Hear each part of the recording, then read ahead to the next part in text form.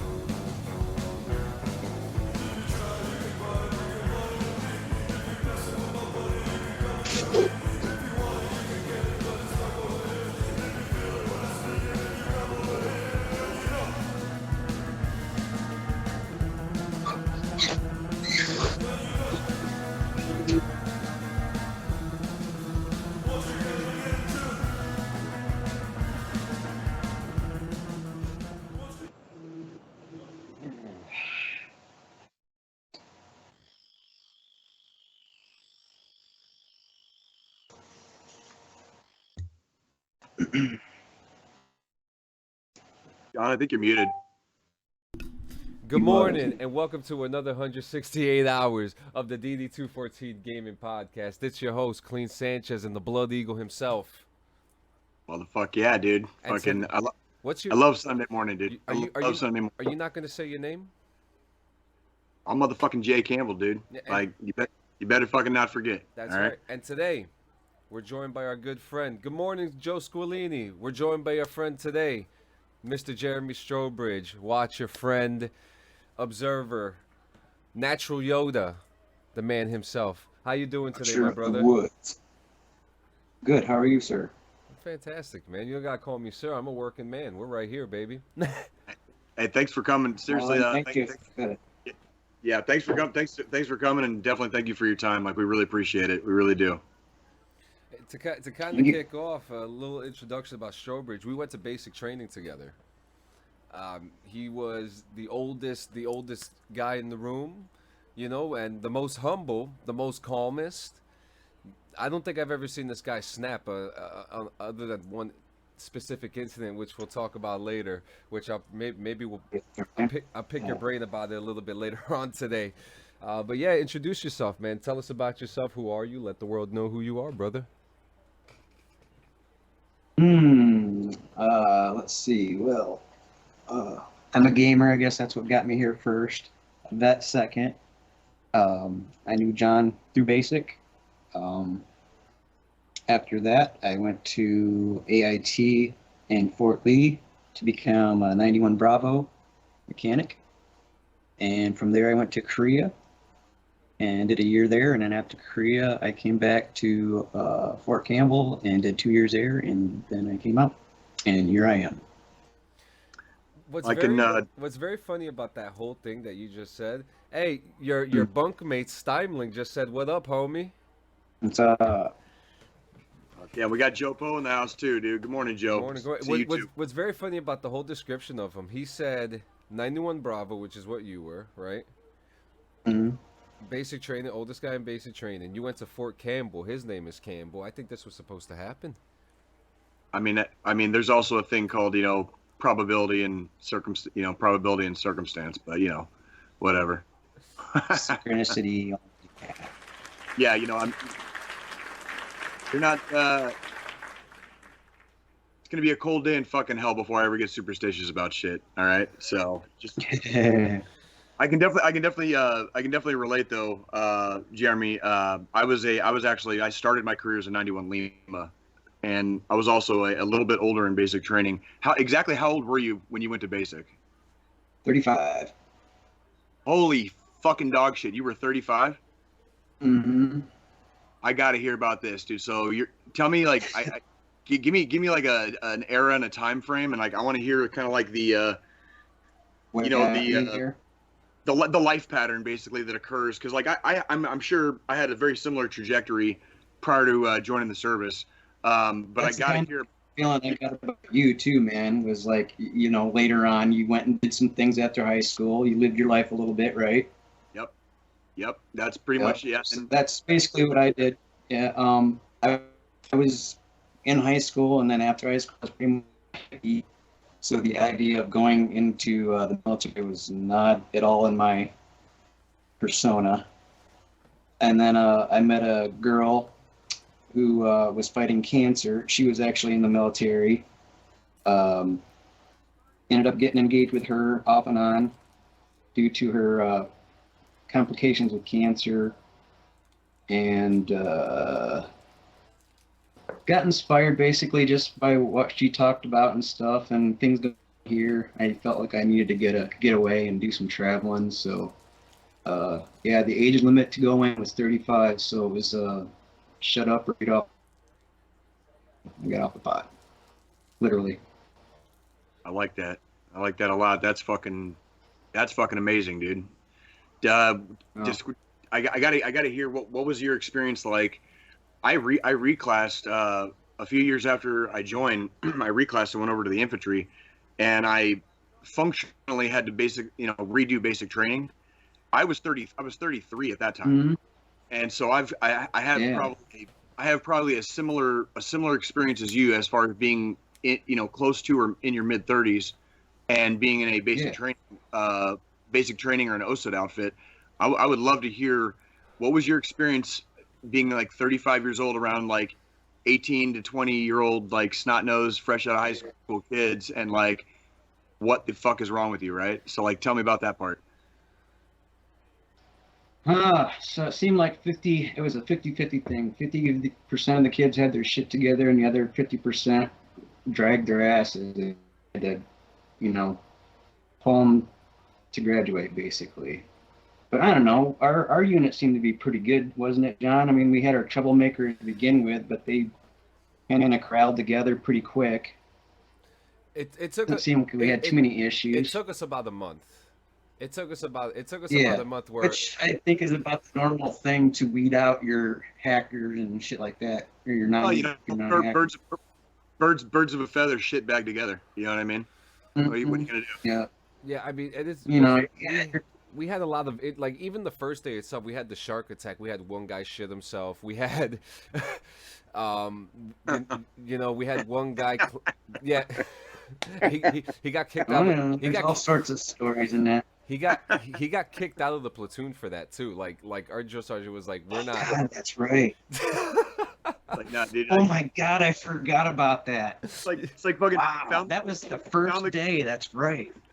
Found the kid whose parents never yelled at him. You know what I mean? Like, you know what I'm saying? Like, I don't remember who it was, but we had this. Okay. We had this one guy. His shaving cream blew up inside of his bag. I can't remember who it was, and the drill sergeant was like, "Get down and beat your face," and he had the shaving cream all over his hand, and he started beating his fucking face with the shaving cream. Oh my God, dude. Because they don't know, and they don't. I love it. I love it. You gotta love fucking military indoctrination and hazing, man. I fucking love it. And I dude. also want to say it's actually really cool. It's actually really cool that you're here today, because we're actually celebrating 10 years in October. Yeah. It's coming up. We're celebrating 10 years in October. It's actually very special. Ashton says he remembers that. Yeah. We had a couple things that were going on, but I think we had it more. I think we had the most tight knit group out of the 4 platoons that were in the trailers. You know, there. I think there I was. think that showed too in certain aspects too, like that little competition thing we did that one time. I know we did a few of them, but that one time we did it where we were against all the other trailers. Was that Bay per view? What's that? Oh, are you talking about when we were doing like the American Gladiator shit? I think yes. Yeah, that was like. We didn't have a choice with our busted out windows. We had a lot of busted up things. We also used to do a thing called Bay per view where we used to do MMA fights in the trailers. Yeah. Okay. Yeah, and Yeah. yeah, and I remember Strobridge being a winner in that too. Everyone I got a chokehold, man. Everybody thinks they can out choke me, and I just constrict even more. I'm little, I'm nimble, I can bend. What's that Dune phrase? I bend with the wind, or I bend like a reed. Yeah. And to put into context, guys, we it wasn't like we had like a big, large guy fight like a tiny, skinny guy. We kept the weight classes respectful. No, you kept it proportional. Why not? You Why know? not? It was respectful, and we had one guy. Now, I don't know if you remember this. There was one guy from the other platoon. He had a severe black eye, and I suspect that it was a pay-per-view moment. You know, he said that he slipped on the sink and busted his face on the sink. But that shit, No, you didn't. No, you didn't. It's not a squealer. That Yeah. dude got rocked. We got in trouble. We got caught with candy in our drop ceiling. Oh my God, I remember that. Yeah. That was our convict moment. There was also the time where Drill Sergeant Redding came in the year that the Seahawks were going to the playoffs or something like that, and he came in and he came in. He was celebrating, and he ripped all of our fucking clothes off of the fucking shelves and just celebrated. He was like, yeah, pick that shit up. And then he came back in and threw the trash can in there and was like, pick that shit up. The Ravens are going to the Super Bowl. Ashley remembers. It was the Super Bowl. He threw the trash everywhere. Yep. He threw... I think it was on a Sunday, too, thank God, so we were all there to clean it up pretty quick. It was Sunday night. It was the middle of the night. He comes out of nowhere, and then... he comes back and he's like, everybody, all right, everybody go back out, everybody go outside, go to the Thunderdome. We're gonna do some corrective training just for the hell of it. But it was just like, you know, they were trying to break us and they couldn't break us, man. Like we had the cheeseburger moment too. Do you remember what the chant was, Strobridge? No, I don't. Not offhand. No respect for the cheeseburger. Oh God, that's right. Yeah, no respect for the cheeseburger was a very big moment that we had. It was actually very I funny. think I remember you saying that a lot. Yeah, there was no respect for the cheeseburger because one of the drill sergeants put a cheeseburger in the middle of a bay, and someone instead of eating it, they stomped on it, and they destroyed the burger. They destroyed the. I don't know what it says, America. I don't know what does. You know, Like, the burger on the floor, stomp it out. Yeah, and we were sleeping. God fucking, it's like some fucking hero just fucking stomps out a fucking cheeseburger in the middle of fucking basic training. Why? And Just why? It must have fucking been. why? It At least fucking throw it away or something. No, you're gonna just stomp it the fuck out, dude. Like, Yeah. fucking why? Vegans everywhere cheering. So Yes! one of the drill sergeants was super pissed about that and brought us all out like 3 o'clock in the morning and told us, was like, you're gonna say this in cadence, no In respect for the cadence. cheeseburger.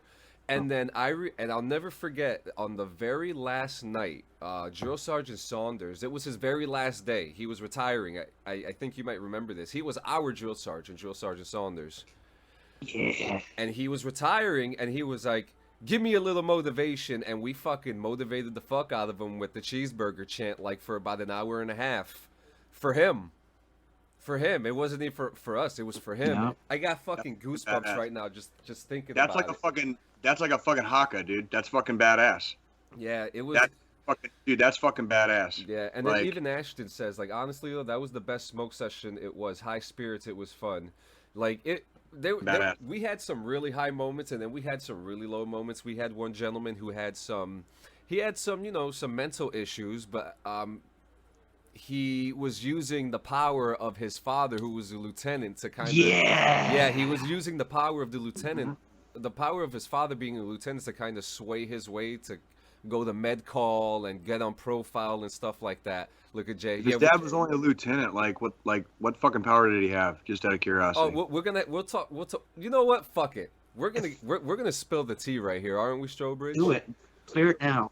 So this one Yeah, gentleman, might as well. L, we're gonna call him L, and he, he was having a good time. He was motivated. Were we not? He was actually pretty good in the beginning. Yeah, he was a machine in the beginning. Something. I don't know what happened. Something happened, and he had. First off, it was like 112 degrees outside. He was wearing his silks, his spandex, and his uniform, and passed out. Then he was like, "I'm going to med call." Then he got hurt. Then came back with crutches. Then he started writing letters to everybody, telling him that if you be my friend, I'll give you like $1,000 or something like that. It started I started actually kind of feeling bad for him, and then a bunch of us actually got together. We went to the drill sergeant. And we told him, hey, this is what's going on, and this stress does funny things to people sometimes, and you never It does. You never know. And he was really young too. Oh yeah. Everybody has what would you call it, different breaking points, and sometimes you hit your breaking point, and your breaking point was like fucking 3 weeks ago, and you're now sitting 3 weeks ahead of your breaking point, and you don't fucking realize it right away. You know what I mean? You really don't realize oh yeah, fucking oh, big time, and when people break, they don't always break the same way. You know what I mean? So I actually have a photo here of Strobridge. I just put it up on the screen there. I'm gonna zoom in on. Not much has changed. I'm gonna zoom in on his face here. Yeah, get in here and we'll compare notes. All right, so this picture here was during team development training. What was going through your mind? Let me see if I can pull this up for Jay so he can see this. Fuck yeah. Yeah. Can you see this, Jay? For context. Yeah. Fuck yeah, dude. Oh, first off, the gentleman behind him, Theodate, that guy was a PT. Yep. There goes Steimling.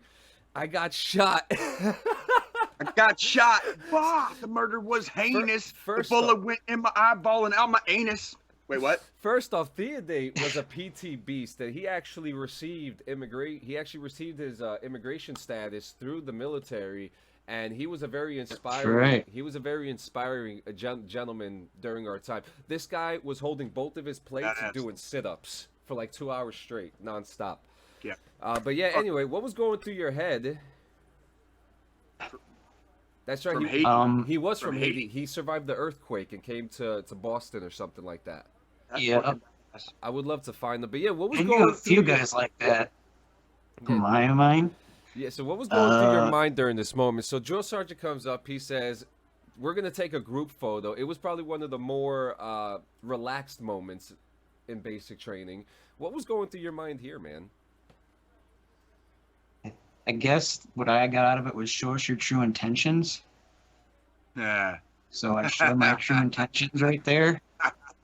Straight up chaos. I don't know why I'm here. I'm just doing it. I'm just winging it. This is before selfies, really, and all that shit. So I was just really winging it, really, I guess, right there. I mean, I wasn't trying to look like anybody else, apparently. Yeah, that was a really good moment. So I also have this one here. I think that's one of those pictures where I was the only one I knew that was gonna look at that later on and zoom in on it and be like, he made that face for that picture. That's me. That's not Strobridge. Where is? Did I just? I think I just deleted the fuck. I think I just fucking deleted the fucking picture. Uh-oh.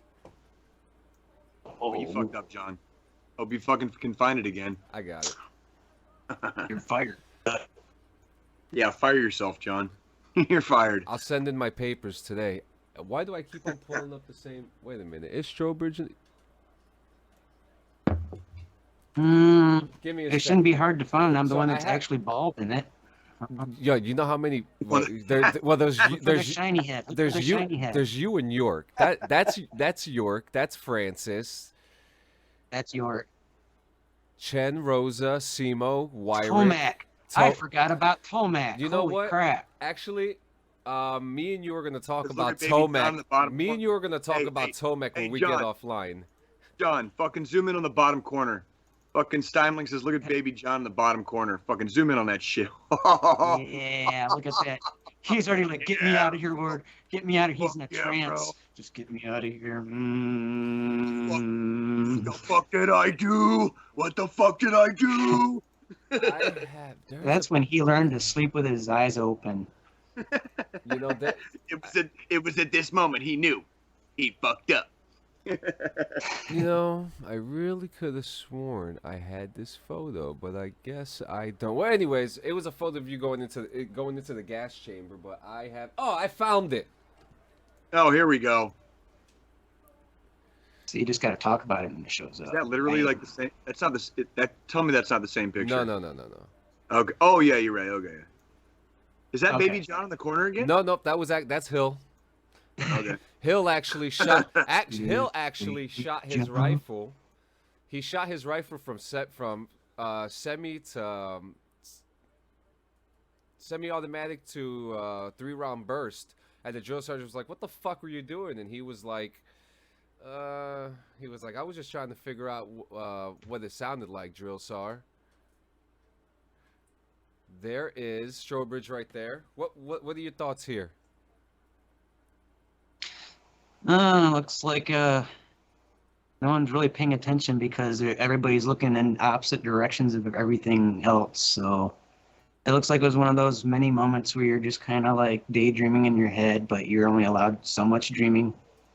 And Ashton said, Oh, look, is that you? No, that wasn't you. no, that's Hill. That's not you. Well, Ashton said he was up in the corner. Let's see. This is okay. You said this is before the gas room. This is okay. right before the I gas remember going in chamber. and it not being so bad at first. Oh, there's And then Steindler my right dumbass. there. Yeah. There My he is. dumbass actually tried to take an inhale of it, and then that was over after that. I was like, yeah, I shouldn't have done that. Yep, there's Steindler right there. Me and John. At least I didn't drink milk. Me and John have shown a video on this podcast. It's been quite a while actually, but it's me going into the gas chamber and doing the entire duration with no mask on like whatsoever. Yeah, so, Oh my God. So before we get into our week in review, because we have so much more to talk about when it comes to like boot camp and Right. stuff, but there is a moment here that I've been told about many times about a night that you got woken up in the middle of the night because apparently someone thought that you guys had Firewatch, but you didn't have Firewatch. I vaguely remember that. Well, the from what I understand, you guys were Steinle. We switched with someone, maybe. Probably. I happened? I have to get the whole story. I forget sometimes, but that I think we switched or something. yeah. And but anyway, he says he apologizes for waking you up in the middle of the night. Yeah. You know, but He probably woke me up. you know, but these things happen. Actually, there were some really fun times, and we're gonna get to so much more because I want to get into I want you guys to kind of dig into each other about being older and actually being mechanics too, because that's another thing about your jobs that you guys have in common. Before we get to that, we'll get into a quick week in review. But let me start off with you, Strobridge. What was your week like? Oh, it was pretty laid back, actually. I've been, actually, for the last 10 years trying to figure out some issues with my body going on, mainly my stomach. And I went to the VA for a while, but oddly enough, what it came down to was my Keurig machine was poisoning me. Your curing machine? Your Keurig? My Keurig, my coffee machine. Sorry, I shouldn't even say brand names here, so I can get in trouble with it. It's but, okay. Fuck, dude, fuck that, dude. Like, what are they gonna do? You ever seen Rocky V? Yeah. Like, fucking sue me for what, dude? I already have fucking. Yeah, that's right. Touch me, now sue you. Touch me, now sue you. Sue me for what? Yeah. Good one, Jay. Dude, it's the fucking no, truth. man, it's like I can't fucking sue me for fucking shit I don't fucking have, homies. You know what I mean? Like I'll pirate your shit. I'll fucking do whatever the fuck I want. I already have nothing, so fuck you. Right. You know what I Yeah, mean? and that's the first person to mess with is someone that doesn't have anything. This is true. Yeah. So your Keurig machine is trying to kill you. Yeah. Apparently you can clean them suckers out as much as you want, but you're still gonna get mold in them and stuff. So over the last 10 years, I've been poisoning myself slowly. So does it have something to do with does it have something to do with the filters? God fucking damn. It has something to do with that probably. It probably has a lot to do with being out in the country too, with not the best water. You okay, Jay? Gonna make it? You need some coffee? Want some of my coffee? No, I'm sorry. I'm bro. really curious about this because I had an issue with my Keurig machine too. Well, see, and I've been wondering about that. Like, how many people have gastro issues because their appliances are killing them? My Keurig machine, when I did have one, it was spewing this white stuff. Don't ask me what it was. Once I shove my tongue in your ass, you black out. I'll see him. You know, it's maybe like, you hope. It's. Why? Okay. What happened to like just a coffee maker? Just out of curiosity. And we can just get slowly poisoned by the like unsafe to Or a drink French press. water. I'm leaning back to a French press myself. What's wrong with the little modern coffee action? Does a little 2-in-1, the little ice in it, you know, stir it up a little bit. Maybe it turns into an espresso. I am not knocking if you like your shit nice. I swear that's not where I'm going with this. Right. But I'm just asking a general question. If we're going to poison ourselves, why not just let the city government do it for us with the fucking unsafe to drink fucking tap water? Oh, they've been doing it. I'm advocating for getting poisoned by, you know, the people that are supposed to be. Instead? I just want my elected representatives to poison me instead of, corporations. Does that make sense? They're not going to get caught. Nothing's going to happen. Oh, I get you. Well, and eventually we're all going to die from fucking some unheard of cancer fucking anyways, so what's the fucking point? I would just prefer my cancer from the city government as opposed to a corporation. Because at least I elected the people that killed me, right? Does that make sense? And they're more personal. Yeah. Thank you. Fucking thank you. I probably fucking shook the guy's hand.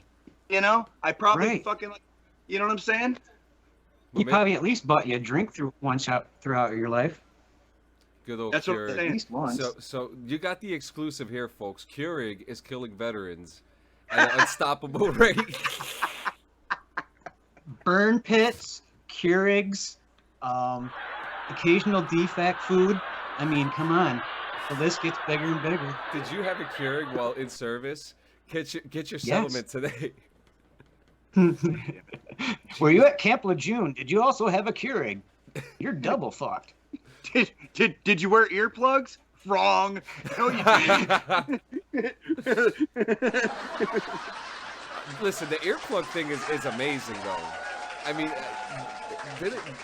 didn't some dudes win like $3 million for that? I don't fucking know, bro. Like, this is one of those this is exactly why I fucking smile and laugh, because like the road of life is so goddamn intricate and weaved with so many insane fucking that would have never happened in any other fashion, that like how do you even like go how do you even backtrack and say like, well, maybe right here if such and such happened. I can't even do that, because fucking like there's so many goddamn like points on the dotted line here, on the line graph of life, so to speak. Like where would you like restart? You know what I mean? I think that's a consequence of getting older.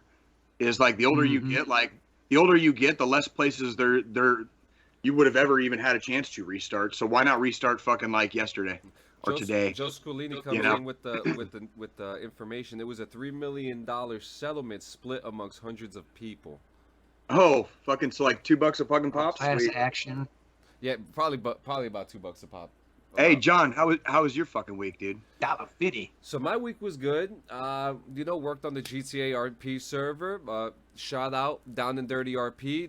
It's almost done, baby. It's almost done. It's almost done. So I was working on that. This was actually my first week, being home and doing the whole, virtual producer thing and actually like focusing on stuff. I mean, I actually did stuff this week. I released 2 podcasts. I released an After Dark. All right. Sometime this week, we're going to release the bonus episode with Joe Squilini, the bonus episode that we have with him. So I've been keeping myself busy. Now, trying to keep myself in a routine, it ain't working. I can't. It's like I'm walking in with the gun that Alex Baldwin didn't shoot. It's. God. Wasn't me. I swear it wasn't me. Dude, like, I totally get it, but don't beat yourself up too hard. Like, we've been in Missouri for like 9 months, dude, Yeah. and like, I'm still getting in a routine. I'm still not all the way like locked in lockstep, basically, like with a routine at all. So like, do not beat yourself up over that, dude. Yeah. Like, you just started this week, and you got that much done. That sounds like a victory to me, homie. Yeah, that sounds like a good. victory to me. So And- don't beat yourself up over a fucking victory. And actually, a part of my week was actually testing out our connections with Strobridge too. So we had a really good conversation the other day here. I spoke to you. You called me, which is like one of those things. Like, guys, we love each other. We're best friends, but we don't call each other. And that's not a bad thing. We're fucking busy, but just the fact that it happens, it just shows that that it's there. But it's nice to get that phone call, and it was actually a very random, unexpected. Phone call, and it was actually like the perfect moment too, because literally after I got off the phone with you, I got into Skype with Strobridge, and then right after that, I played Death Stranding. How'd that go? So Death Stranding was a PlayStation exclusive game. Uh-huh. My whole mouth has been hidden half the show. Was. So it was a PlayStation exclusive. It's a Hideo Kojima game. This game is not a video game. It is an interactive movie, okay? The cinematics are like 12 minutes long, okay? I've probably played maybe 2 hours of the game, and actually maybe 5 minutes of actual gameplay I've done. That's the bad. What's the good? America's gone. The world's fucked up. Post-apocalyptic. There's a guy walking around in a fucking suit with a baby inside of a jar, and the baby. Walking Dead. Yeah, and it's funny because it has Norman Reedus from The Walking Dead. He's the main guy in it. Yeah, Norman Reed. Yeah. Yep. And the baby. I don't know what's up with the baby, but the baby is inside of a jar. John, just hold the fuck on, dude. Cause I just want to like backtrack a few seconds, because the first words out of your mouth, they're like, "What's the good? America's gone." Like. Right off the bat. America's It's gone. called the okay. United Cities of America. United Cities of America. Yeah, Okay. it takes place on the East Coast. Apparently, you go it's like the New England area. Uh-huh. You can't recognize shit because it's all fucking gone anyway. So, but you're walking. This is what it is. It is a walking simulator and a cinematic simulator. That's what it is. Interesting. You're walking around in a suit with acid rain, right? And when the acid rain, it ages you or something like that. But there was this cataclysmic event called the Death Stranding, where the dead. Good morning, Ben Davies from across the pond. Where the Death Stranding event is when the underworld and the real life world collide, and so the people who die, they have to get incinerated, or their souls get sucked down into this underworld, and then they become like these symbiote type glue things that suck you in. But Norman Reedus apparently can't die, so. Kind of like dark memories in a sense, right? Yeah, 'Cause, yeah. like, you touch them and they go into this dark world, and it's like the dark memories of their soul or Yeah, something. now, So, you just heard me talk shit about the game. I just went on the comedic point about the game. The game is absolutely fantastic. Watching it visually, it's literally watching a fucking movie. The story I didn't know what the story was, but when they said that there was this Big Bang cataclysmic event that happened and that the United States doesn't exist anymore, I'm sucked right in. I love post-apocalyptic America stories. Sign me up. So, Hideo Kojima is a genius in his own right. And I think I was going to say anything he puts out is probably worth its weight in gold. Ben Davies from across the pond, welcome. Yep. And Good so, to see you, sir. in saying that, again, characters, story, production. These are 3 points that I use to make my reviews. Characters, fantastic. We have a great set of characters who are played by an all-star cast. Story. I just went through a little bit of the story, and I can't spoil anymore, guys. Play the game. Production. So with all that, we are giving Death Stranding. Yeah, we're giving Death Stranding an 8.5 out of 10 inches, ladies and gentlemen. Jesus, that's fucking like throbby, veiny, thick, gapey, chesty. Just the whole hole is gone. Death Stranding. Right? Death Stranding is something else. It's a great game. Now it'll leave your ass rimless. Now, are you guys ready for me to blow your fucking minds? Well, you just blew my asshole out with fucking Death Stranding, so go ahead. All right, so yesterday, I really don't know what's the best way to put this. I spoke to artificial intelligence. Okay. So a lot of the details are going to be kept under wraps for many reasons, but I'm going to show you what was going. First, I'm going to show you what was going through Jay's mind. Wait, what? I asked Jay, give me a prompt, and he said, why don't you pull it up? I was gonna say, why don't you read it? Don't you have the freaking? I don't have the message, but it Hold was on. something Gotcha. about. I got. Oh, I got it right you. here. The great red dragon devoured their bodies and their flesh as they screamed in terror, and this is what came out. That. Fuck yeah. Oh, yeah, okay. That. And that. These images are developed by artificial intelligence. Okay, this is a description that Jay gave me, and I put it down there. Now, while we're talking about AI, we're just gonna talk about how incredible this fucking shit is, because you could literally.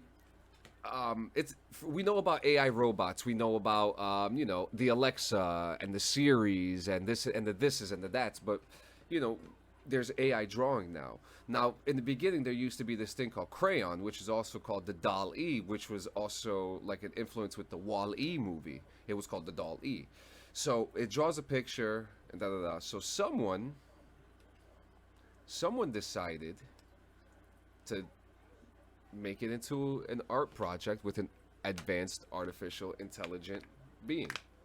That's fucking dope. This is fucking computers creating art based off of fucking words, dude. That is now. And gorgeous. if you think about it, if we're talking about prompting things, it's about things that are in your head, your dreams, right. little things like right here. I did a picture of Zac Efron as Cyclops from the X-Men. Right. Okay. Yeah. You could literally do anything. This is one of my favorite ones. I put American landing on Mars with the love of his life. Holy crap, dude. Look at that. Isn't that beautiful? Yeah. I'm going to sell that. It's different. It's different. It's a little surreal. And there's my passion for a long time was reading and writing, and I have never had the gift of being able to draw, so I can have all the images in my head that I want. At the end of the day, I can never recreate them on paper. This is something for a guy like me that sucks at drawing stick figures. You know what I mean? Yeah. So this one is Mars. The Americans and we're just gonna say communists fighting for power on Mars. We're just gonna say nice. What else I got here? Oh, this one is Wrinkles the Clown with a distorted face and caked up makeup. Oh, let's see that shit. Yeah, buddy. Okay. Yeah. Let me see. I got. Oh, this one's my favorite. Modern day soldiers in the year 2043 fighting against enemies on Wall Street. Wow. Yeah, that one was pretty cool. And You know, and I'll show you one more. Shout out to the Norse Mandalorian. Here we go. Damn. That's just what, like when you type in Norse Mandalorian? And that's all I put. And today, you give me a bunch of prompts, I got you. We're gonna have some fun today. Today I'm gonna have fun with the AI guys. That's what's gonna happen today. Oh, and myself as Batman. Wow. Hmm. Interesting. Why Batman? Because I am fucking Batman. Costume's pretty cool. Right? The costume is cool. How the AI generated such a beast ass. How that frill comes up around the neck like that. Yeah. That's pretty cool. Something in the way. Oh, no.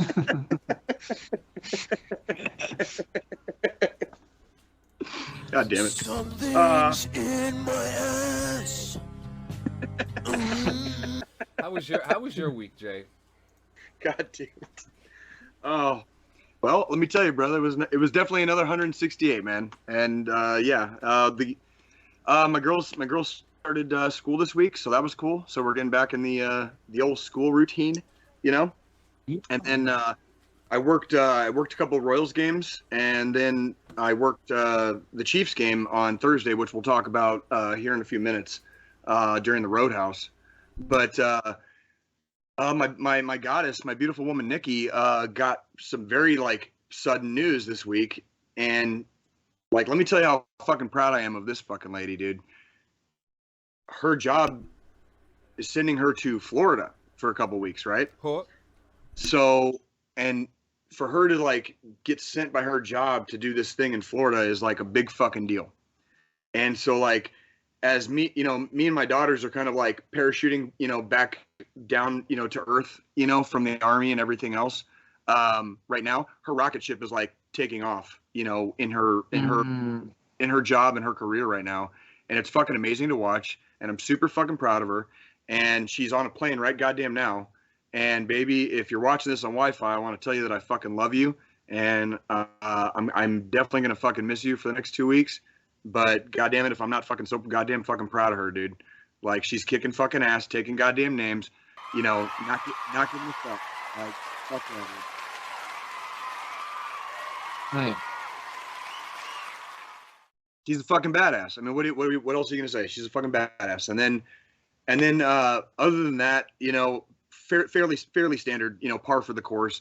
Now that we found out that she's gonna be gone for a couple weeks, these next couple of weeks, I get to play like fucking Mr. Mom, basically, and like get to like get back more into my routine, like we were talking about earlier, John. So like this is gonna help me get into more of a established routine of like keeping the goddamn house clean, get the kids to school, do some fucking chores in the morning.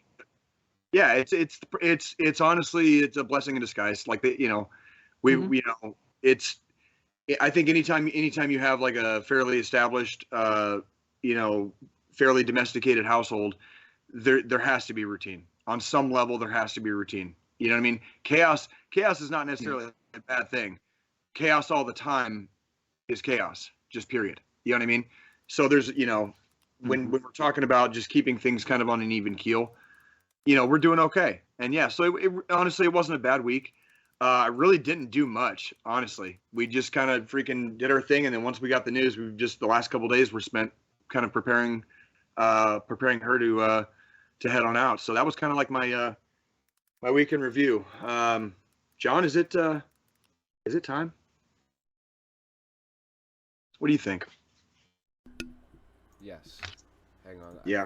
Fucking. All right, you ready? Oh, yeah, I'm always ready, dude. Time. Well, pilgrims, here we go again. Been another 168. King's back in town. Let's take a stroll between those two saloon doors right over there. Let's sit down on that there bar stool. Grab a beer. Crack it open.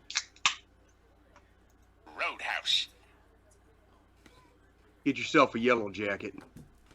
Time to go to Yellowstone for the Roadhouse. All right. Fuck yeah, bro. So this week, Jay fucking got to work a couple Royals games and a Chiefs game. Oh boy, this is going to be fun, right? So one of the Royals games, I actually worked. I was actually on. I was actually on-field security for a Royals game, and believe it or not, the Royals game that I freaking good morning, Mrs. Mando. It's a pleasure to see you. The Royals game that I worked when I was on field security was actually a really good fucking game, and it ended actually, believe it or not, ended well for the Royals. So the game was really good. It was exciting. You know, they played good baseball, and it was fun to watch right there from the field. Thursday night, final preseason week, guys. Are y'all ready for fucking NFL to start? I think like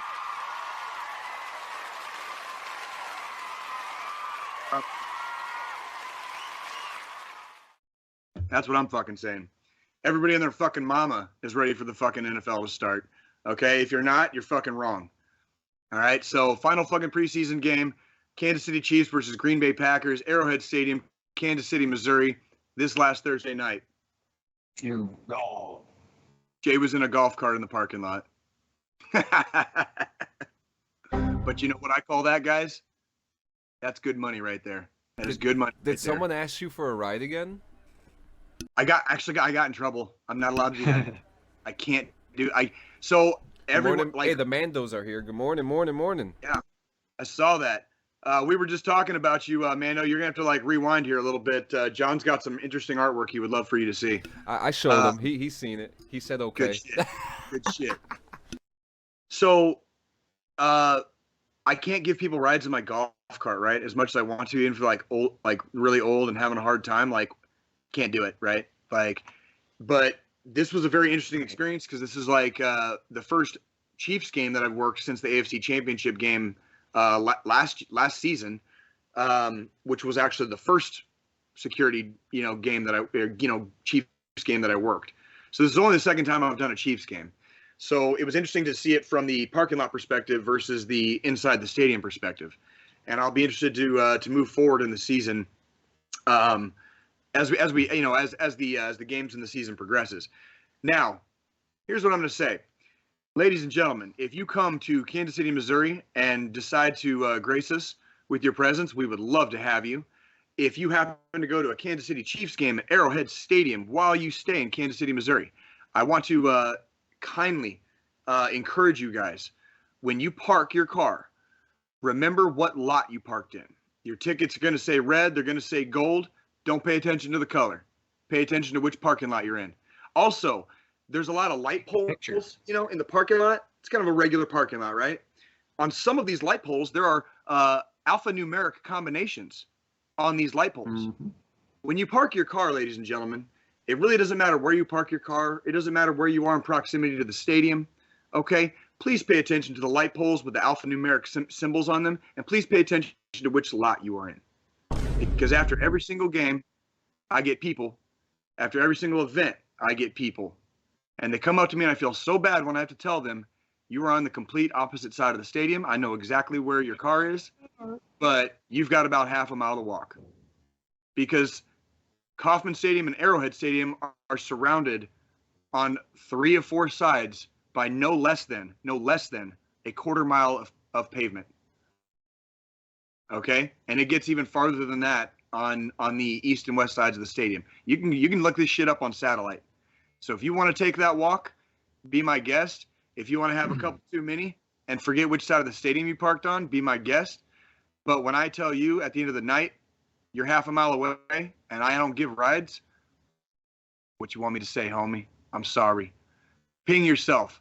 I did have one lady. I got to give props. I got to give props to one lady because she came to me. She was like in tears. This lady was smart enough to ping her car, and she did it. So I said, can I see that? And I looked at her phone, and I freaking like oriented it. And I was like, says your car is like right over there. So like I just like rolled my golf cart while she walked in that general direction, and she found her car. And they like Ding, this ding. lady, yeah, she like hugged me, dude. And I was like, yeah, that's exactly like learn how to read a map too, I guess. But I was happy for that lady because at least she had the wherewithal to ping her car so she didn't get lost. You know what I'm saying? Mhm. So good for you, ladies and gentlemen. Remember which lot you're in. Alphanumeric combinations on the light poles. Go Chiefs. That was Jay's Roadhouse for the week. See you next week, guys.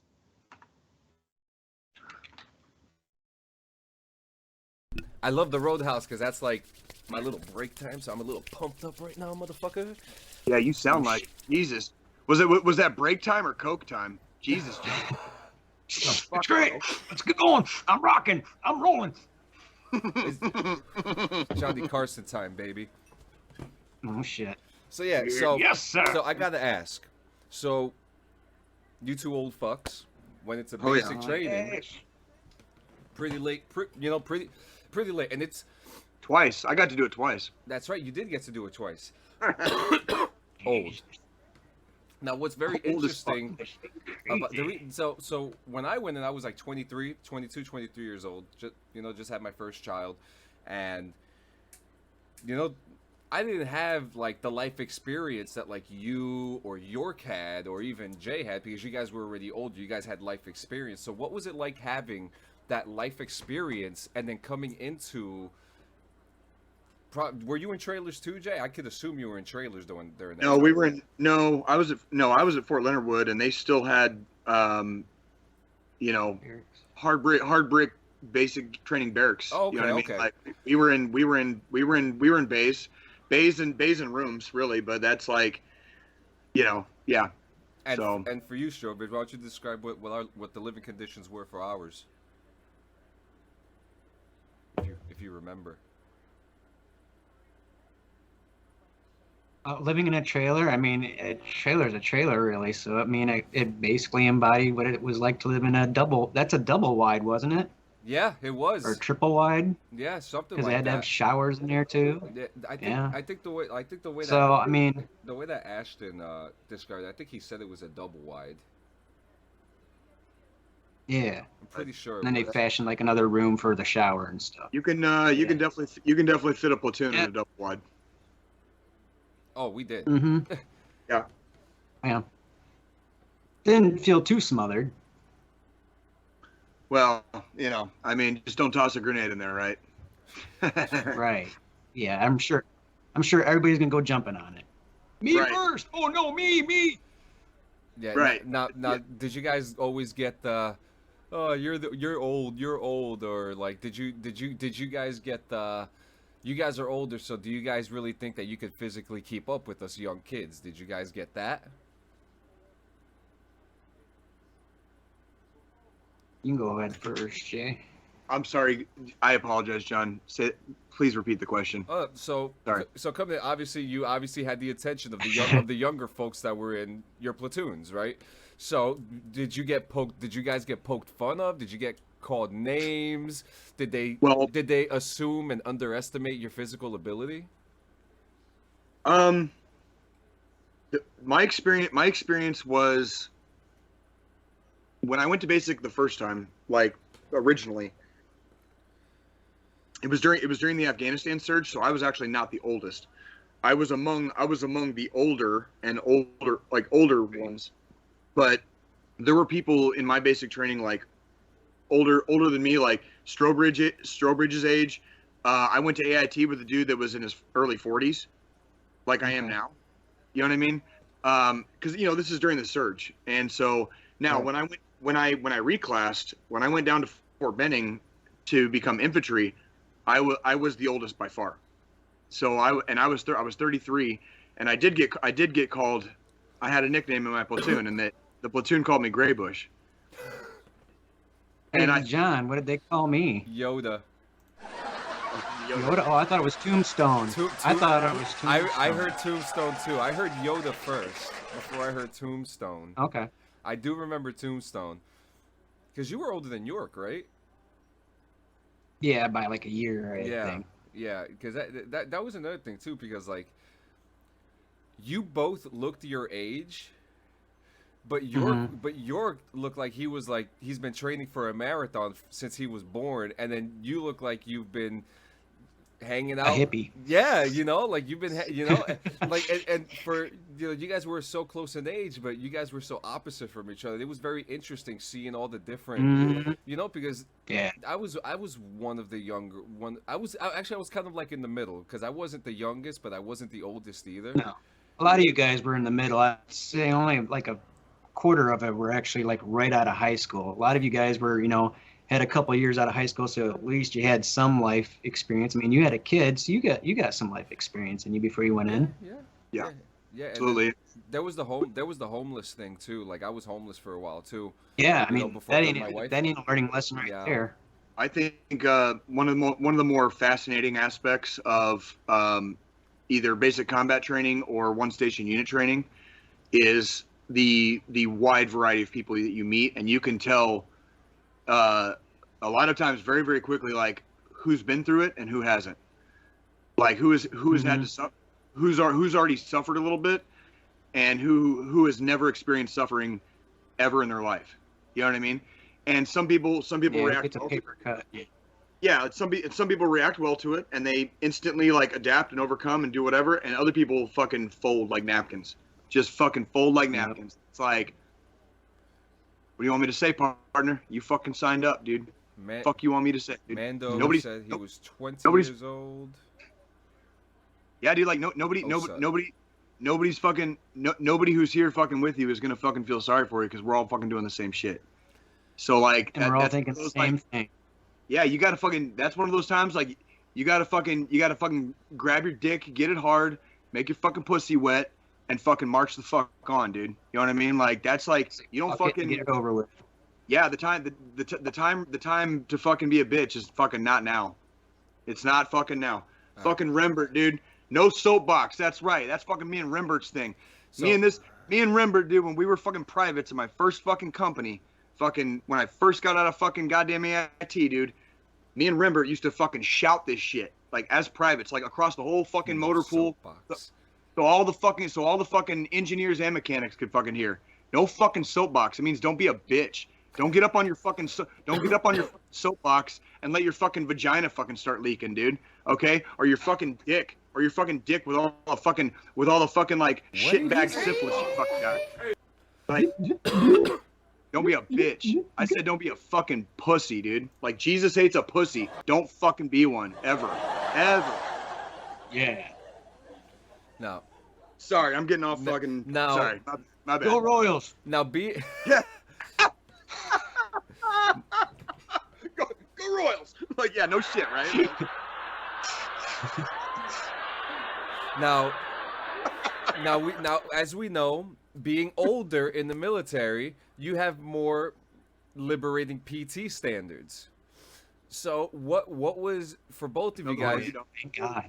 Not anymore. You don't. That's right, because it's a new test. No, well, even at 35, it is a slightly reduced standard. When I joined at 29, I was actually in the hardest category. Oh, so, you were right at the cusp, right? No, I had the most push-ups, most sit-ups, and the second fastest run at the time. If you wanted to score 300 between the age categories, I think it was at the time it was 27 to 31 or 32, 27 to 31, something like that. Like it was it was the most push-ups, most sit-ups, and second fastest run. So like that was the standard I was trying to go for. So now when I got relaxed a little bit. It did relax a little bit, but it doesn't relax by much. So, it really doesn't. So what my question is, there must have been something, a training that must have gotten you, that when it happened, because you're both, because I've seen you both. You know, you guys, I mean, you wouldn't have gone through the military as long as you guys have if you didn't have good PT. So there must have been an exercise during morning PT that you must have been like, oh fuck, here we go. What was that exercise? Fucking V-ups. The V-ups. They ripped my fucking hips bad. My hips still pop because of that shit.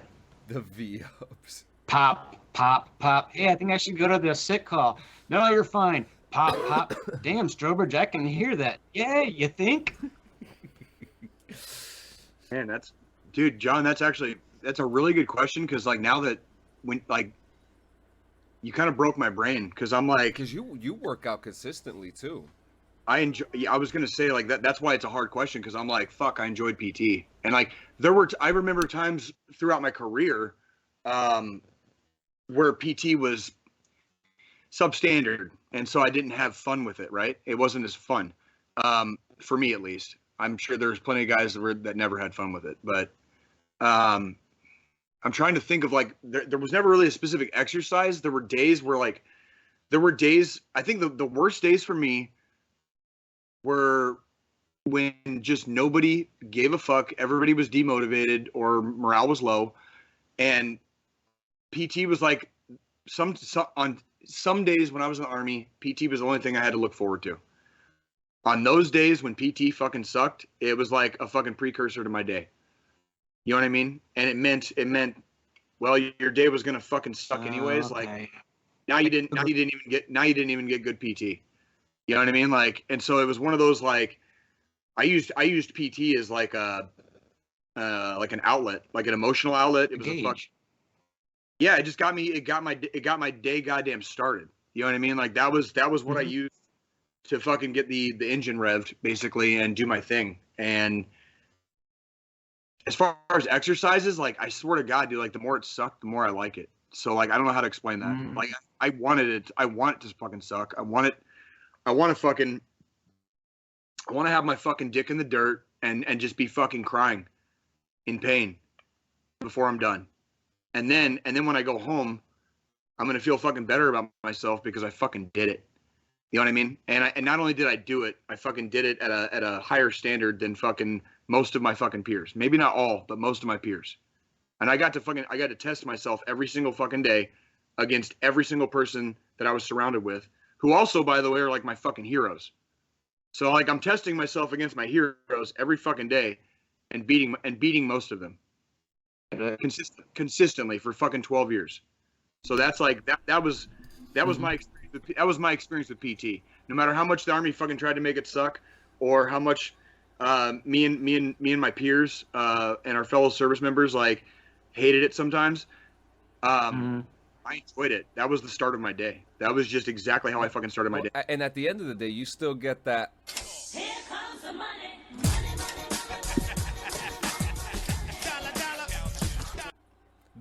The military is the only place in the world where you can work out for free and get fucking paid for it. All right. One of the only places, at least. Freaking. I hope so. That many times. No, so yeah, man. I mean, and then you guys became, so you guys were mechanics, yeah. Where did you where did you end up going, Strobridge? Because I went to Fort Lee also. After Jackson, I went to Fort Lee as well. But I was over on. Yeah. I was. You remember? Do you remember? I vaguely saw you for a moment there. We That's like bumped into each other at the mall or something. That's right, at the PX. Because you had on your day. dress blues. That's what it was. Okay, yeah. It was, and I saw you there. That's right. I was like, Yep. oh shit, yeah. And then I went to Korea for a year. What did you think of Fort Lee, by the way? Actually, I loved that place, man. That place is beautiful. That was a cool area. It was close Yeah, to yeah. It was close to Petersburg, historical Petersburg, where the great battle happened. The great Civil War battle has happened. There was a lot of history there. The base itself was nice. We had the Quartermaster Museum there. There was another museum there as well too. I loved the weather there. That weather was like, it was I've been perfect. searching for that weather. Especially during that time that we were there. Yeah. Because it was springtime. It was March. Not too hot, not too cold. Yeah, it was like March going into May. March through May during that time, and it was beautiful that time. Yeah, if you wanted to see, we weren't allowed to leave for the weekend because the class before us had a sharp case. Oh God, yeah, sharp! I forgot about sharp. Yeah, it was a really bad sharp case that happened, and like 12 Going soldiers. up to the second floor or something in the girls' area. Oh, it wasn't even that. They went Something went to a hotel, and it was like this whole big thing. So like when we got there, we expected, because it was Saturday, and we were under the notion that, oh yeah, you got the free weekend, sign in, come back. Nope. These guys were like, nope, let me tell you. And it was the first thing. The first thing they told us was like, oh, this is what happens, so you guys don't get weekend passes. Like, oh, shit. You know, so that was us. And it's funny because Wyrick was across the street from me, too. Very interesting. Very interesting. It was a very... Did you guys ever do that stuff, Jay, when you were in AIT? We got off. So yeah, we got Like go to the classes or whatever it was, like hazing or not phases. I'm sorry, phases. Yeah. We So when I was in, we had off post passes, and you had to phase up. So we were there. Mm-hmm. My AIT was at Fort Leonard Wood, so I did basic and AIT at Fort Leonard Wood. And once you made it, like we were hold unders for a couple of weeks, and then once you made it into a class, the class is about 8 weeks long. Yeah. So AIT was only really about 2 months long, but you had to phase up. So the first month there was nothing. Once you phased up, there was a test, and if your class as a whole, if your class passed the test, okay, this is like like your grade point averages, barracks being clean, class being kind of like on point. Yeah. You would phase up, and we were given Saturday nights. So we would get in our fucking blues, or excuse me, at the time it was a pickle suit. So we'd get in our fucking pickle suits. Okay. They would do a fucking inspection, a uniform inspection, then a barracks inspection, and then depending on our progress during the week, overall, you would be allowed to go off post. And the class I was in, we were a good class in AIT, and we kicked fucking ass. We really fucking like we were a fucking team, and we got our off post passes every week. And then on the night when we graduated, they gave us a fucking extra day. They gave us an extra day, so we graduated on a fucking Friday, and we were usually would have only been given Saturday. They announced after we had graduated, after the ceremony was over, that we would be allowed off post fucking that night as well, and we didn't have to fucking come back until fucking. Dude, I was able to fucking rage in fucking AIT. Like I'm talking like some of my homies from fucking AIT got stories about me, bro. Like we fucking raged in AIT. It was fucking dope. That's when it all started, dude. And then I got fucking stationed there. So like on top of like mechanic, basic, AIT. That's what the fucking Army tried to do, right? I'll tell you what the Army didn't know, that I would fucking fall in love with Fort Leonard Wood. Like that place is a fucking hidden gem in the Army, dude. Like we lived like kings as privates, dude. Like you've seen barracks on other fucking installations, dude. As a private, I lived like fucking king there, dude. It was fucking amazing, dude. Like I have no complaints. It must have been a good kept secret, because we always heard the opposite. A lot of people talk shit about it, and I'm not going to get into the ins and the outs of like, different units. Or being, the fact is, I was in a force comm unit on a TRADOC post, which already puts you into like a smaller pool. But if you are motivated, if you're dedicated, it is real easy to be a big fish in a small pond in places like that. So if you're a little bit high speed and you want to just try a little bit extra harder, it's so easy to be a fucking superstar in places like that. It's the fucking Ozarks of Missouri. It's fucking beautiful there. Okay. I can't say I want to go there sometime. I can't say I appreciated it as much until after I got back from my first tour in Afghanistan. But I do remember very vividly when I came back from Afghanistan the first time, appreciating Fort Leonard Wood so much more for what it was. Even as I was preparing to change my job duties and reclass to a different MOS, I still appreciated Fort Leonard Wood for what it was. Like it is a fucking hidden gem in the Army. Now how it is today, I can't really speak on it, but I can't imagine like it's really changed that much. It is for me at least. I've been on several installations, and Fort Leonard Wood is not as bad as people want to fucking make it seem. Put it that way. So yeah. Not bad. And before we get into our news, which we have one cute piece of news, I guess. Is there anything else that you guys want to pick each other's brains about? Since you guys have so many similarities with your careers, Well, shit. What was being a mechanic like in fucking Korea, Jeremy? Painful. I was one of the few functioning mechanics a lot of the time. I don't know what it was over there, but we seem to shuffle through mechanics a lot. And I was one of the willing ones. I'd rather work than PT, so that got me out of doing that a lot. So I worked quite a bit. Nothing wrong with that. The tools were missing half the time. I don't know if that's just a common thing in the military. I assume it is. I just assume it is. But no, it was cool. I got to learn quite a few things about Jeeps and Humvees. Yeah, I pretty much when I was in Korea, I kept my nose to the grindstone for the most part. I never really I got ranked up twice while I was there.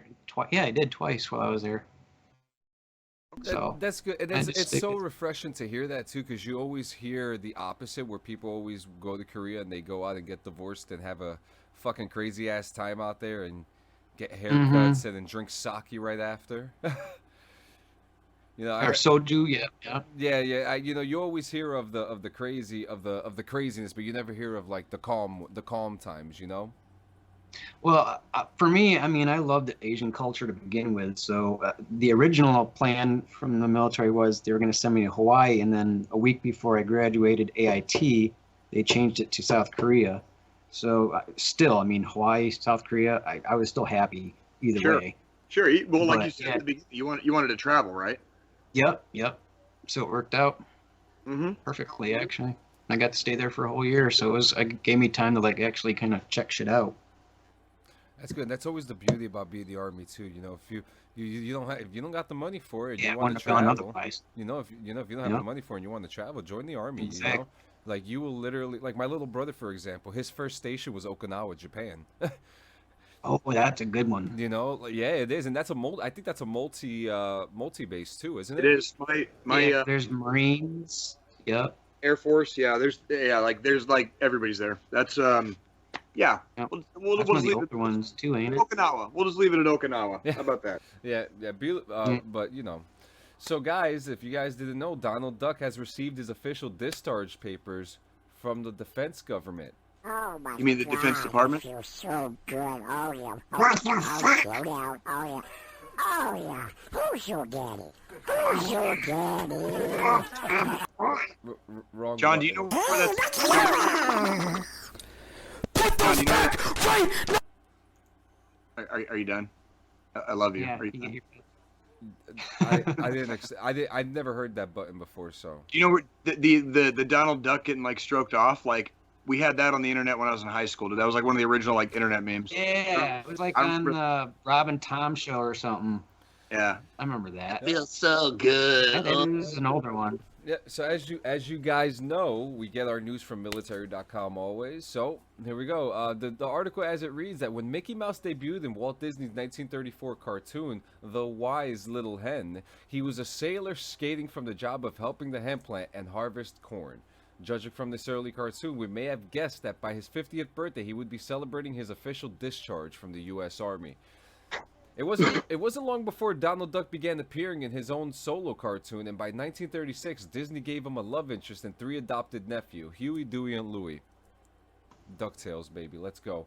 He began to look more like the Duck we know today, and most importantly, he was more popular even than Mickey Mouse. In that same year, the world was in upheaval, and Adolf Hitler was in power in Nazi Germany. Benito Mussolini ruled fascist Italy, and the Imperial Japanese Army and Navy occupied much of northern China. The world was on the path to the Second World War. And according to the Sounds familiar. Yep. And What? according to the Pattern? Department What of is this? Defense, Donald Duck was officially drafted into the U.S. Army in 1941 before the U.S. entered the war. And on May 1st, 1942, he made his first military appearance in the cartoon Donald Gets Drafted, where his draft card lists his actual middle name, which is Fauntleroy. That's right. And at the same time, Walt Disney and the studio, like many in America, knew that war was coming and prepared to support it, and facing financial setbacks at the end of the 1930s. The coming war was a boon for the business. Disney began taking government contracts to produce animated instructional cartoons for war production employees, and they're actually really good. If you're familiar with the old Disney military cartoons, you gotta watch them. They're fantastic. It wasn't long before the studio began producing patriotic animations on everything from food production to using camouflage. And Donald Duck even had his own cartoon where Donald patriotically paid his taxes. Fucking A. Fucking A. Tax that ass. Tax that ass. They even taxed Donald the fucking Duck. In most of these cartoons, he's seen wearing his usual sailor's outfit, but in 1941's Academy Award winner The Fuhrer's Face, he has a dream that he's a Nazi. But in his Fuhrer's Face. yeah, Yeah. But in his U.S. military cartoons, however, he was officially in the army. That ass. Fucking A, Donald. Fucking A. Yeah, so I could keep going if you want. No, it's fine. Yeah, I love hearing about a fucking fictional character named Donald that fucking actually served in the army. Yeah, it's pretty cool because they actually have. Versus like one in real life that fucking didn't. Yeah, they actually have here several times. Yep, they actually have here. Oh, there you are. Hello. Oh, always the magician, right? Absolutely. Yeah, man. Though, yeah, and it's cool because like what I love about this because if you're Keo, come on. There we go. Are you good? Are you good? It keeps on like blurring me out like I'm some type of celebrity or something. I don't know. Hey, did you hear? I got a little bit of news for you. Yeah. Since we're a little short on news today, have you heard about the fucking Artemis launch tomorrow? Let's talk about the Artemis launch tomorrow because I've been we've been talking about For All Mankind for like how many weeks, and like Artemis is launching tomorrow, and like let's fucking talk about this shit. And this is the perfect way to end the show too because I think. If I remember correctly, Strobridge, you're a fanatic of space as well. Yeah, thanks a lot, Jay. Thank you, brother. Thank you, brother. Like, by the way, I fucking dig your look. Yeah. Yeah. I like your shoe. So knee around the side. So, ladies and gentlemen, we are going back to the moon. There's no if, ands, or buts about it. We're going back to the moon, okay? All right. But this first set is we're doing an orbit. Okay, if you're familiar with what orbiting is, then yeah. Anyways, Artemis 1 tomorrow launches, and if you want, maybe we'll watch it together live on DD214 Gaming. Maybe we'll see what happens. I'll be here at the Clean Sanchez studio, so if you want to watch, if you have VR, if you've got one of those like Oculus things, you can watch it in VR. You can watch this shit in fucking VR tomorrow. You mean one of these? Oh my god, John. Oh my fucking god, bro. Don't Jeremy, ask. what is that? Jeremy, what is that? A moon. It glows in the dark. Purple. It changes color. It's just cool. Oh, I actually have that too. I have that. Yeah. So yeah, tomorrow, astronauts are launching to orbit the moon, and this is a very important. Wait a minute, I want you. Can you repeat that, please? You said there's gonna be astronauts on board. There's going to be astronauts on the board. On the board or on board? On board. On board. Well, they're on the board too. They're on the board. On board. Hey, they're on the board. Fuck it, YOLO. We're gonna put water on them. See what happens. Hey, we'll just fucking wing it. All we're doing is going to the moon. How hard can it be? Like, how fucking hard can it be? So this is actually, I'm actually gonna pull this up for everyone here so we could see. Please do. Let's fucking talk about fucking science and technology. All right, so this is the crew: Joseph Acaba, Kayla Barron, Roger Chari, Matthew Dominic, Victor Glover, Warren Holberg, Johnny Kim, Holy fucking shit! There's like 9 of them. Christina Koch, Jel Lindgren, Nicole Mann, Ann McLean, Jessica Mayer, Jasmine Mogbelli, Kate Rubens, Frank Rubio, Scott Tingle, Jessica Watkins, and Stephanie Wilson. These oh my god, astronauts are going to be orbiting the moon. Okay, guys. Oh my fucking god, dude, that is fucking amazing. So when was the last time we went to the moon, ladies and gentlemen? I know. 1970s. 1970s. And what Apollo mission was that? I don't remember if it ended on 16 or ended on 17, but I remember something about 17. 17 was either the one. 17 was either the one that didn't go, or it was the last one that made it. Can you hold on? Let me fact check my fucking I self. got you right here. 73. We got Google right here. What you got, John? Last Just type in what was the last Apollo mission to land on the moon? 17, Apollo 17, December 7th to December 19th. Now, what's Thank very you. special about this Artemis mission is that, again, they're not landing on the moon, they're orbiting the moon, but they're going to be 60 kilometers above the surface. That's it. That's it. They could land on it if that's they just want like- to. It's just like For All Mankind when they're just sitting. God damn it, dude. You know, we Hey. can just go down there right This now. shit's fucking dude. This shit's Do it. fucking exciting. This is like legitimately fucking exciting. Yeah, 'cause like we're going, dude. The launch is happening in the fucking morning, guys. Like pay attention to what's happening right now. I don't care how fucking crazy the world is going around you. I don't care fucking how fucking much your city is fucking on fire right now. I don't care what's going on in your personal life. When you have a fucking moment tonight and tomorrow, I want you to fucking take some goddamn time, take fucking 30 seconds, okay, and realize that we're going to the fucking moon. And we're going to fucking Mars after that, and everything's going to be okay. Mm-hmm. All right? I don't know how it's going to be okay, and it might not be okay for all of us fucking in the meantime. But I do know one thing. In the end, everything's going to be okay. And if it's not okay, it's not the fucking end. So That's right. fucking And watch this fucking launch. yeah, watch and this this launch is important. So It's fucking super important. This is like the most important fucking launch in like. It's been a long time. This has been a long time, dude. we have a diverse long we have a diverse crew. We're getting all these developments from the James Webb Telescope, and now Artemis 1 launches tomorrow. And again, guys, I'm going to break it down for you. Artemis 1 launches tomorrow with the crew. They're going to the moon and they're going to orbit it, and this is the furthest that any human has gone in the outer regions of space. Okay, this is the furthest that a human is going, and they're basically like tracking like they're basically like treading places that we've been before, but this is as far as we've gone ever. Yep. Anyways, And what's funny is that all three of us, we've watched For All Mankind. They're looking to scope out the Shackleton crater to make their moon base. So if life is imitating art in that way, I mean, let's fucking go. well, that the one thing I love about For All Mankind is the plausibility. So if we leave off some of the more dramatic aspects of it and some of the jumping the shark moments, you know, where they get a little bit too dramatic with shit, the scientific aspect of it is fucking on point. It is fucking so goddamn plausible because it's all rooted and based in like scientific fucking fact. Like that's how it fucking works. Like when you're in space, that's how it fucking works. I'm not the fucking guy to fucking tell you how to make shit work in space. Don't fucking ask me.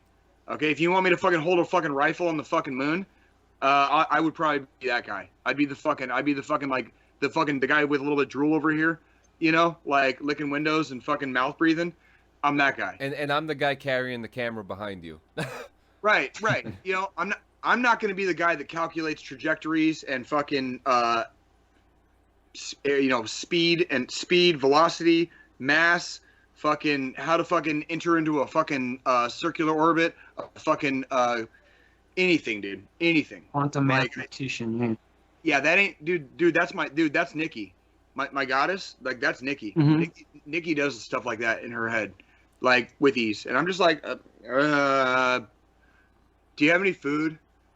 You know, like I got fucking nothing, dude. I'm Yeah. just like, Yeah. you know, like as I fucking start drooling again. But no, it's a big fucking deal. Yeah. This is a big deal. This is not just a big deal for our country to go back to the moon. It is a big deal for fucking humanity to go back. We don't need to colonize other fucking planets to save ourselves. We need to colonize other planets as a fucking testament to fucking how great we are. Yeah.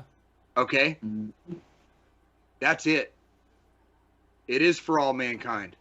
Okay? It is one giant leap fucking for all mankind. Is it safe to We say don't- that we're entering a new space race? No, fuck that. There ain't no fucking race. If dude, if I don't think somebody they else can wants, afford it. fuck a race. If somebody else wants to fucking beat us or whatever, do it. Fucking do it.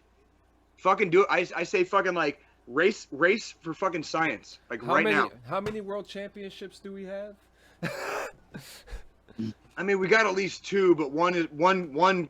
You know, the first one kind of comes with a little bit of an asterisk. However, the asterisk also comes with an asterisk on our allied side. That when we fucking entered, we entered with so much at once. It was the fucking tipping point. You know what I mean? So we do have 2 fucking world championships. Okay, one comes with an asterisk, but the allies also have an asterisk.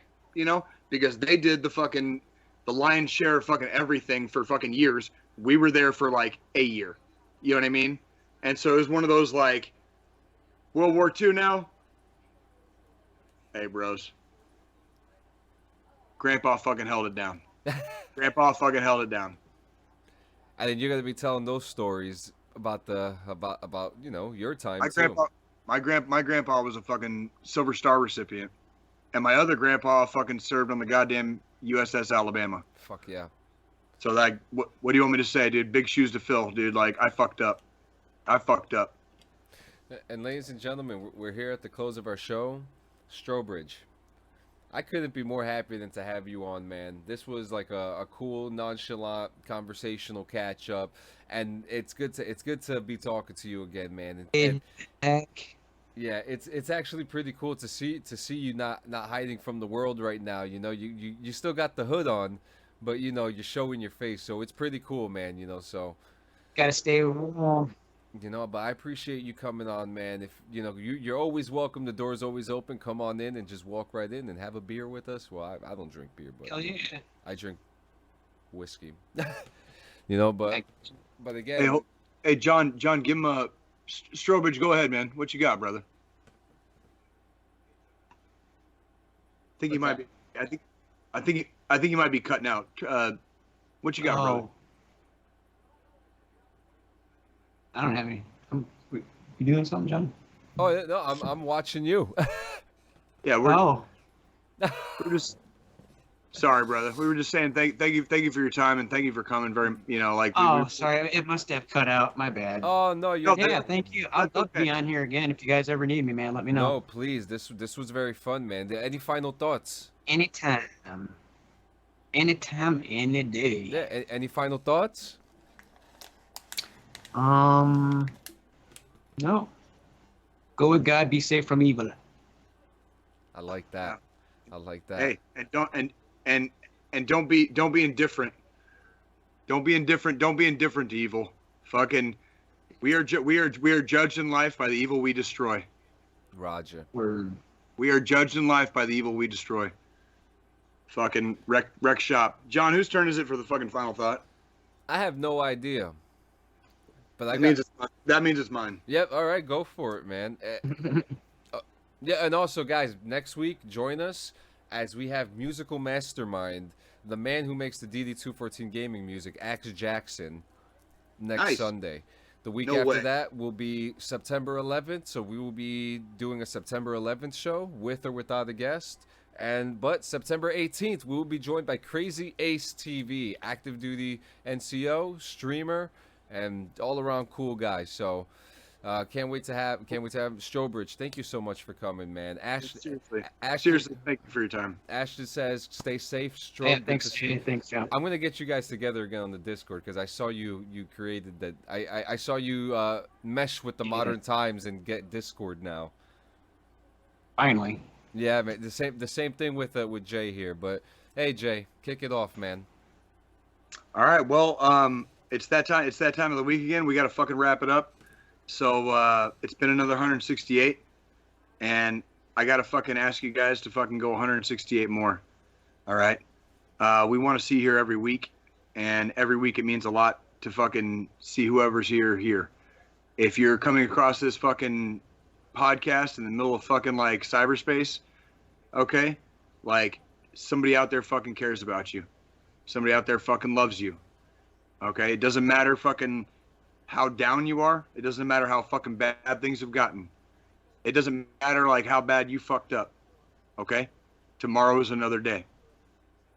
You have to recognize that tomorrow is going to be another day. The only goddamn secret to life is living to see another day. If you are worried, if you are scared, if you are like fearful that you're just not going to fucking make it, let me encourage you. Just stay up, okay? And early in the morning, when you hear the birds start to chirp, go outside and watch the sunrise. And if you can make it to see that sunrise, that means you made it to see another day. And if you made it to see that day, that means you can make it one more. All right? Everybody fucks up. Everybody has fucking shit happen in their life that they didn't plan for, that they're embarrassed by, that they're filled with shame or regret over. Ladies and gentlemen, that's called fucking being a goddamn human being. Stop living in the past. Rip that fucking rearview mirror off, okay? I'm not telling you to punch the accelerator. I'm just telling you to stop fucking looking back, okay? Be yourselves. Remember the person that you wanted to be, and goddamn, like, pull your fucking self up off the ground, spit your blood, and keep moving forward. We will always be here for you. Our phones are always on. If you need help, message us. If you really, really need help, you dial 988 or you text 988. Okay? If you want to talk to somebody, okay? 1-800-273-8255. That's 1-800-273-TALK. They have licensed behavioral therapists who are waiting, volunteering their time, standing by to talk to you. Nobody wants to see you leave, okay? You aren't going fucking anywhere. You're coming with us, all right? We're in this fucking together. Get your fucking ruck on. Let me fucking pull some shit out of there. I'll put it in fucking mine for a while, and we'll walk together until you can carry it again, okay? And a fucking few miles down the road, when I need some shit fucking taken out of my ruck and put in yours, you put it in fucking yours. That's what a fucking tribe does. There are no individuals here. We work together. We are a tribe. Okay? You are worth something. You are a member of our team. Stay in the fucking fight. Every fucking day. Find a reason. Find something beautiful. Like art. Like reading. Like that fucking hobby you fucking had however fucking long ago that you haven't touched in way too long. Fucking like this guy right here. What has 2 thumbs and fucking needs to rediscover his old hobbies. Right? This guy. Get your ass up. Start moving. We love you.